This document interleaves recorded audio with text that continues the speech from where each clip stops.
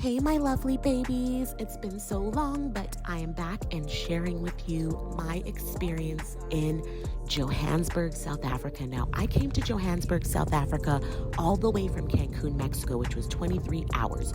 So, I will be doing a multi-series of South Africa. So, today I'm showing you the Vantage accommodations that we stayed at in Rosebank. Now, I really enjoyed this Airbnb in the Vantage apartments in Rosebank because it gave me Brooklyn, sexy brick walls, really modern and sleek, and it came with a 2-bedroom, 2-bath apartment for $80 a night. Okay, and what I really liked about the place was one of the bathrooms was super huge, had a really nice shower that fit up to 2-3 people in it, and it also came with a bench, so lots of activity and fun can go on in there, and a workspace. It also came with another bathroom which had a tub in it, so if you want to soak and have a nice bath, it's really a great vibe. And this is also what the other room looked like, so it could easily fit 4 people. Now, the balcony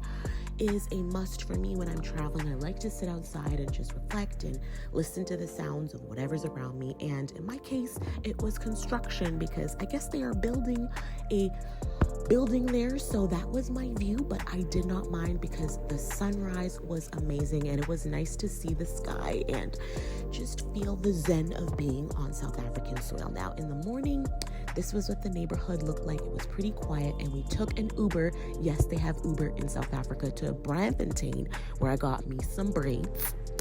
And then in the evening, we went for dinner at this really nice place in Rosebank, and I will put the details in the description, but I don't remember the name exactly. But if you can help me in the comments, let me know. But more is coming soon, so I cannot wait to share with you my other experiences in South Africa, and thank you so much for tuning in. Till next time, love you guys, and we will talk soon.